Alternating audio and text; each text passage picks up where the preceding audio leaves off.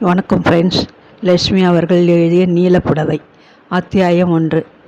சரோஜா அன்று எதுவும் வாங்கும் உத்தேசத்துடன் கடைக்கு புறப்படவில்லை. கணவன் ஆஃபீஸிற்கு புறப்பட்டதும் தன் வீட்டு காரியங்களை எல்லாம் முடித்து கொண்டு விசிராந்தியாக ஹாலில் வந்து உட்கார்ந்து கொண்ட அவளை சிநேகிதி கமலா வந்து தன் அண்ணன் பிள்ளைக்கு ஆண்டு நிறைவு 2 தினங்களில் வருவதானால் குழந்தைக்கு தான் ஏதாவது வாங்கி கொடுக்க வேண்டும் என்று ஆசைப்படுகிறதாகவும் சரோஜா தன்னுடன் கடைக்கு துணையாக சற்று நேரம் வர வேண்டும் என்றும் நிர்பந்தித்தாள். எத்தனை சாக்குகள் சொல்லியும் அவள் பிடிவாதமாக அழைக்கவே வேறு வழி இல்லாமல் அவளுடன் கடைக்கு புறப்பட்டாள். கடைகளுக்கு என்று கிளம்பினாலே போதும், சரோஜா எதையாவது வாங்கி கொண்டு வந்து நிற்பாள். பிறகு தன் சபல புத்திக்காக வருந்துவாள். கணவனின் ஆத்திரத்திற்கும் ஆளாவாள்.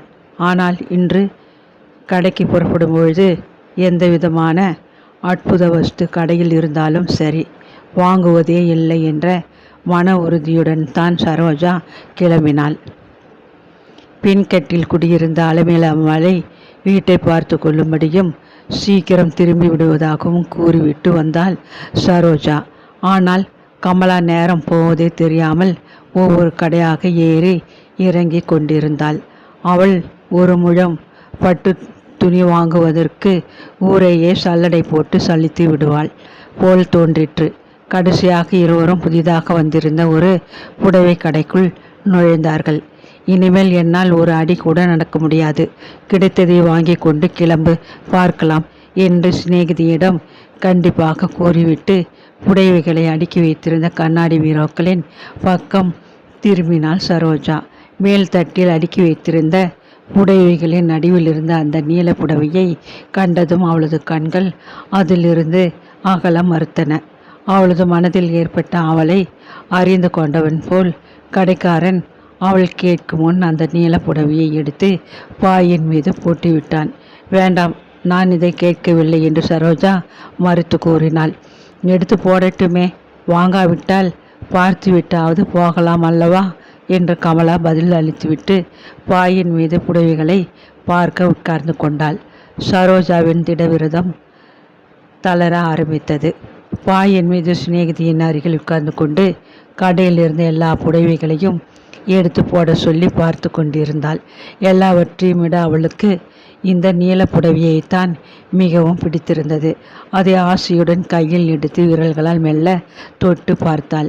ஹம்சபட்சியின் சிறகையொத்த மென்மையான உடல், நீருண்ட மேகத்தின் கருமை தோன்றும் நீல நிறம், ஒன்றின் மேல் ஒன்றாக அடுக்கி வைத்ததை போன்ற சிறு மாங்காய்கள் போட்ட சரிகை கரை, மின்சார விளக்குளியில் கண்களை பறித்தது புடவை. தன்னிடம் அந்த மாதிரி புடவை ஒன்று கூட இல்லையே என்று எண்ணியவாறு புடவை ஓரத்தில் தூங்கிய விலைச்சீட்டை திருப்பி பார்த்தாள் சரோஜா. என்னம்மா பார்க்குறீங்க? விலை அதிகம் ஒன்றுமில்லை, 120 தான். இது ரொம்ப புது தினசு புடவை. முந்தா நாள் தான் ஆரணிலிருந்து எங்களுக்கு சரக்கு வந்தது. அதுக்குள் சினிமா ஸ்டார் கனகரேகா அம்மாவே இந்த ரகத்தில் 12 புடவை எடுத்துக்கொண்டு போய்விட்டாங்க. மீதி இருந்த 2 புடவைகளிலே ஜட்ஜ் சுந்தரமூர்த்தி வீட்டுக்கு 1 எடுத்துக்கொண்டு விட்டாங்க. இது 1 தான் பாக்கி. இதையும் அந்த அம்மா தனியாக எடுத்து வைக்க சொன்னாங்க. சாயங்காலமாக ஒரு சமயம் வந்தாக்க எடுத்துக்கிறேன் என்றாங்க. போனால் கிடைக்காது இந்த ரகம். நீங்களும் நம்ம கடைக்கு முதலாக வந்தீங்க, வியாபாரம் ஆகட்டும், எடுத்துக்கொள்ளுங்க என்று மூச்சு விடாது பேசினான் கடைக்காரன். சினிமா நட்சத்திரம், ஜட்ஜ் சம்சாரம், இவர்கள் மேனியை அலங்கரித்த அந்த புது தினசு புடவை சரோஜாவை மனம் தடுமாற வைத்தது. என்ன பதில் சொல்வது என்ற குழப்பத்துடன் புடவையை கீழே வைக்க மனம் இல்லாமல் சஞ்சலப்பட்டு கொண்டிருந்தாள் அவள். என்ன யோசிக்கிற? பேசாமல் வாங்கிக்கோ. என் கையில் பணம் இருந்தால் மேலே விவாதமே செய்யாமல் எடுத்துண்டு இத்தனை நாள் வீட்டிற்கே நடந்திருப்பேன் சரோஜா. இந்த நீளம் உன் சிகப்பு மேனிக்கு ரொம்ப எடுப்பாயிருக்கும், வாங்கிக்கோ என்று அவளது ஆவலை மேலும் தூண்டிவிட்டாள் கமலா. திடீரென்று 120 ரூபாய்க்கு எங்கே போவது என்று சரோஜா அது சமயம் யோசனை செய்தாள். போன மாதமும் இப்படித்தான் நடந்தது. பாத்திர கடையை பார்த்து வரப்போனவள் சிநேகிதிகள் வாங்குகிறார்களே என்ற ஆசையில் தன் வீட்டிற்கு 4 அடுக்குகள் வாங்கிவிட்டாள். விலை 30 ரூபாய்க்கு மேல் ஆகிவிட்டது. அனாவசியமான அந்த செலவை கேட்ட ஜெயராமன் அவளை மிகவும் கோபித்து கொண்டான். சொற்ப தொகைக்கே கோபம் கொண்ட கணவன் புடவை விலையை கேட்டால் என்ன சொல்ல மாட்டான்? முகத்தில் துளைத்த வியர்வையை அவள் துடைத்து கொண்டு மௌனமாக இருப்பதை கவனித்தான் கடைக்காரன். பணத்தை பற்றி யோசிக்க வேண்டாம் அம்மா, மெதுவாக அடுத்த மாதம் கொடுங்கள். அடே பையா, எங்கே அந்த நீலப்புடவையை எடுத்து கட்டி கொடு என்று உத்தரவு போட ஆரம்பித்தான். சரோஜா இடத்தை விட்டு துள்ளி எழுந்தாள். புடவை வாங்கி வந்தாலே கணவன் கோபிப்பான். அதுவும் கடனாக வாங்கி வந்தால் கேட்க வேண்டுமா? இல்லை இல்லை, பணத்திற்கு யோசிக்கவில்லை. வேறு யாருக்கோ எடுத்து வைத்திருக்கும் புடவையை நாம் வாங்கி கொண்டு போனால் நன்றாக இருக்குமா என்றுதான் பார்க்கிறேன் என தட்டி கழித்து மழுப்பினாள். பரவாயில்லையம்மா, வாடிக்கைக்காரர்கள் எல்லோரையும் நாங்கள் திருப்தி செய்ய வேண்டும், எடுத்துக்கொண்டு போங்கள் என்றான் விடாக்கண்டனான அந்த கடைக்காரன். எதற்கும் புடவையை எடுத்து தனியாக வைத்திருங்கள். சாயந்தரம் ஆஃபீஸிலிருந்து அவர் வந்து விடுவார். அவரை அழைத்து கொண்டு நேரே வந்து வாங்கி கொள்கிறேன் என்று கூறிவிட்டு தப்பினோம் பிழைத்தோம் என்று வெளிப்பட்டாள் சரோஜா. அத்தியாயம் 2. வீட்டிற்கு வந்ததும் அவளுக்கு அன்று வேலையே ஓடவில்லை. பெட்டியை திறந்து பார்த்தாள். கட்டி கட்டி அழுத்து போன புடவைகள் அதில் இருந்தன. கல்யாணமானதிலிருந்து அன்று வரை அவள் நீல வர்ணத்திலேயே ஒரு புடவையை கூட உடுத்தி கொள்ளவில்லை என்ற குறை அப்பொழுதுதான் அவளுக்கு நன்றாக விளங்கியது.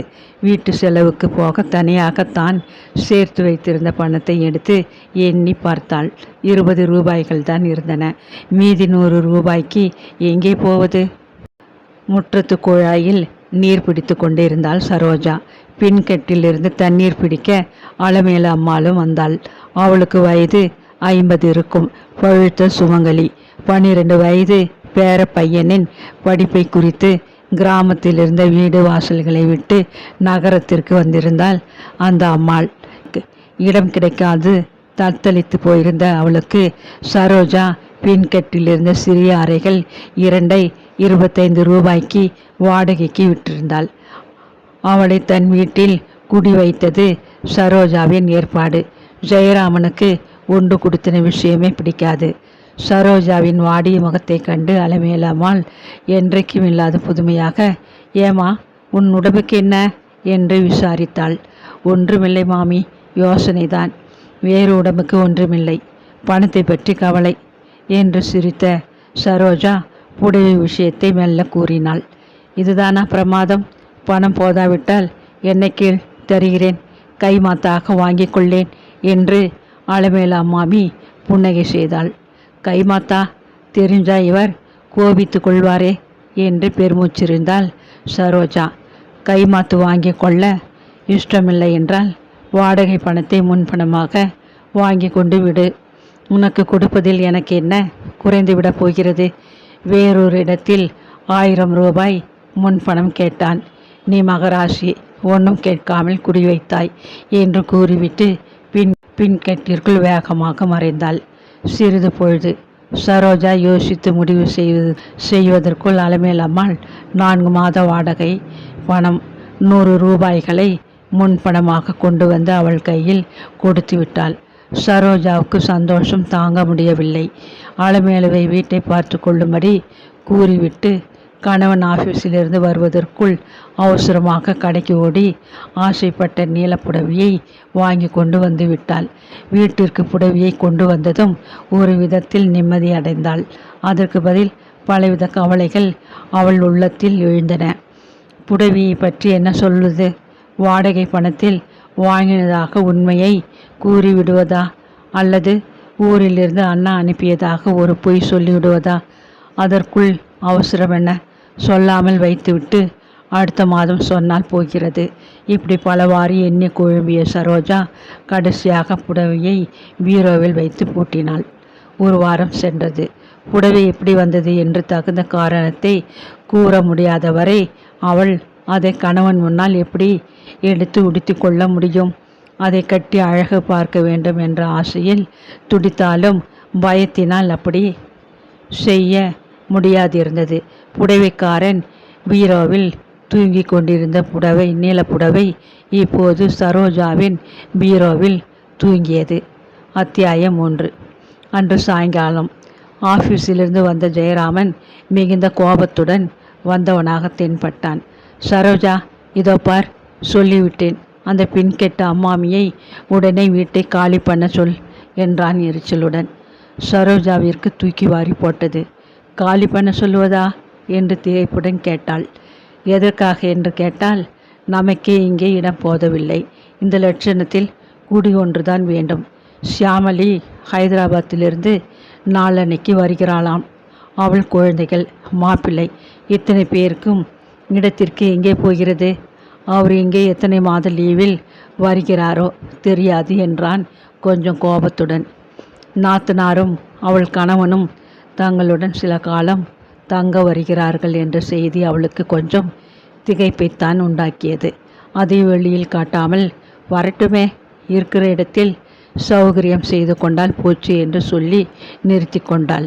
இரவு போஜனத்திற்கு பின்பு ஜெயராமனின் கோபம் தணிந்திருந்தது. அந்த சமயம் பார்த்து ஆரம்பித்தாள் சரோஜா. அந்த அம்மாமியை உடனே காலி பண்ண சொன்னால் என்ன செய்வாள் பாவம்? அந்த பையனின் பள்ளிக்கூட பரீட்சை இன்னும் 4 மாதம்தான் இருக்கிறது. முடிஞ்சதும் ஊரோடு போக போகிறாள். கொஞ்சம் பொறுத்து கொள்ளுங்கள் என்று கெஞ்சும் குரலில் சொன்னாள். என் தங்கை ஊரிலிருந்து வரப்போகிறாளே, இதற்கு என்ன செய்வது என்றான் ஜெயராமன். மாடி அறையை வேண்டுமானால் உங்கள் தங்கை உபயோகிக்கட்டும். கீழே உள்ள சின்ன அறை நமக்கு போதும். இரவில் கொஞ்சம் கொசு உபத்திரவம், அதற்கு கொசு வலை போட்டு கொண்டால் சரியாகிவிடும் என்று சமாதானப்படுத்தி அவனை ஒப்புக்கொள்ளச் செய்தாள். எத்தனை பொய்கள்! சொந்த சௌகரிய தியாகம் எத்தனை! இவ்வளவும் அந்த நீலப்புடவை நிமித்தம்.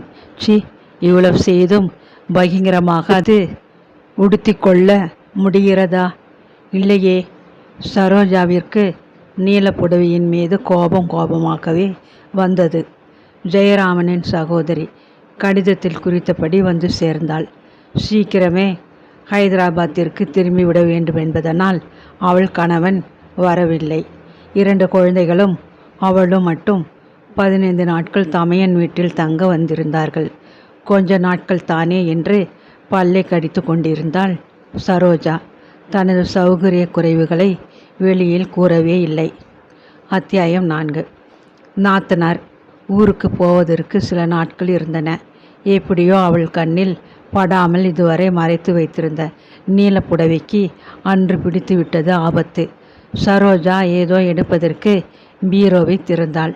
எதிரில் உட்கார்ந்திருந்த சியாமலாவின் கண்களில் அந்த நீலப்புடவை பட்டுவிட்டது. எங்கே மண்ணி, சித்தையரு, அழகா இருக்கே இந்த புடவை என்று வியப்புடன் கூறிக்கொண்டே மண்ணியின் உத்தரவுக்கு காத்திராமல் நீலப்புடவையை கையில் எடுத்துக்கொண்டாள் சியாமலா. அண்ணா, இந்த புடவை ரொம்ப நன்றாக இருக்கிறதே, எங்கே அண்ணா வாங்கினீர்கள் என்று கேட்டுக்கொண்டே புடவையை ஆவலுடன் பிரித்து பார்க்க தொடங்கினாள் சியாமலா. படித்து கொண்டிருந்த ஜெயராமன் அந்த புடவையை முறைத்து பார்த்தான். பூ, இதுவா? போன வருஷம் உன் மன்னிக்கு வருஷ பிறப்பென்று வாங்கி கொடுத்தேன். பிரித்து ஒரு தடவை கூட கட்டி கொள்ளவில்லை. உங்களுக்கெல்லாம் புடவை வாங்கி கொடுப்பது தண்டம். கடை பீரோவில் இருக்கும் புடவையை வாங்கி நம் வீட்டு பீரோவில் பூட்டி வைப்பதில் உங்களுக்கு என்ன ஆனந்தமோ தெரியவில்லை என்று சிரித்தான் அவன். தான் முதல் வருஷம் வாங்கி கொடுத்த மயில் கழுத்து புடவையே இந்த நீலப்புடவை என்று எண்ணி கணவன் பேசுகிறான் என்று நொடி பொழுதில் சரோஜாவுக்கு தெரிந்துவிட்டது.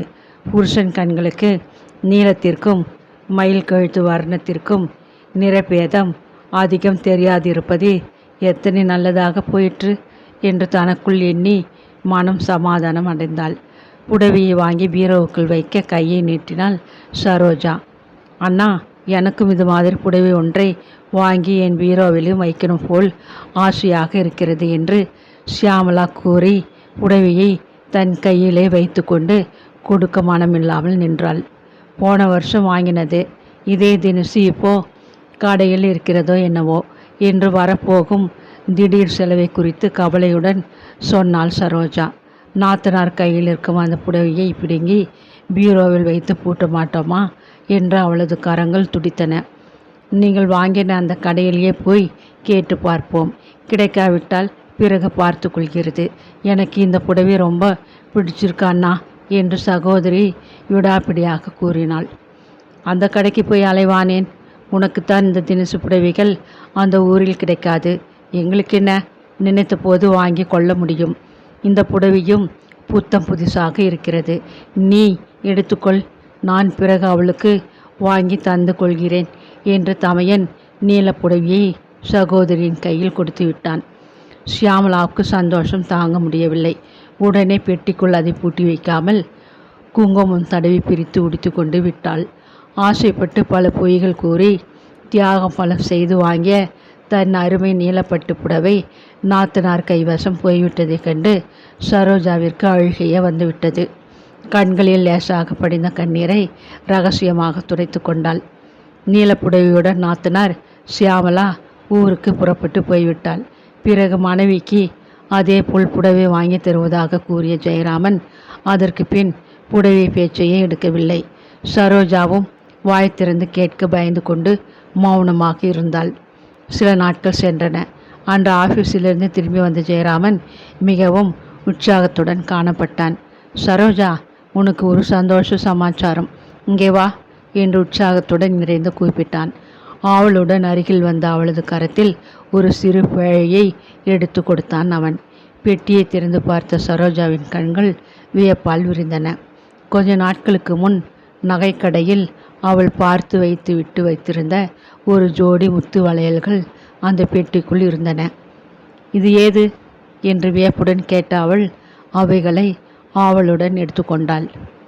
எனக்கு ஆஃபீஸில் 2 மாத போனஸ் என்று கிடைத்தது. ரொம்ப நாளாக நீ ஆசைப்பட்டாயே இந்த முத்து வளையல்களுக்கு என்று நேரே போய் கடையில் விலை தீர்த்து வாங்கி கொண்டு வந்துவிட்டேன். பாவம், உன் புடவையை தூக்கி ஷியாமளாவுக்கு கொடுத்துவிட்டு மறுபடியும் அதை போல் ஒன்று வாங்கி தராத பேசாமல் இருக்கிறோமே என்று எனக்கு மனதை உறுத்தி கொண்டிருந்தது. ஆமாம், அசடு, போன வருஷம் நான் வாங்கி கொடுத்த அதை இத்தனை நாள் ஏன் கட்டி கொள்ளாமல் இருந்தாயாம் என்று செல்லமாக அவள் கன்னத்தை தட்டினான். அத்தனை அன்பாக இருக்கும் அவனிடம் உண்மையை இன்னும் மறைத்து வைக்க சரோஜாவினால் முடியவில்லை. அந்த நீலப்புடவை நீங்கள் வாங்கி கொடுத்தது இல்லை, நானே வாங்கி கொண்டது என்று ஆரம்பித்து உண்மையை கூறிவிட்டாள் முடிவில் சரோஜா. பின் கெட்ட அம்மாமிக்கு பரிந்து பேசினதன் ரகசியம் இதுதானா என்று கோபத்துடன் ஜெயராமன் கேட்கும் முன், கோபித்து கொள்ளாதீர்கள், நான் செய்த தப்புக்கு அந்த நீலப்புடவை எனக்கு கிடைக்காமல் போன தண்டனை ஒன்று போதாதா என்று கொஞ்சலுடன் கேட்டு முத்து வளையல்கள் பூண்ட கையினால் அவன் வாயை பொத்தினாள். ஜெயராமனின் கோபம் அந்த மென்மையான ஸ்பரிசத்தில் அடங்கிவிட்டது. அதற்கு பதில் தீர்சமக்காரி என்று அவன் வாயிலிருந்து எழுந்தது, அதுவும் கொஞ்சலான குரலில்.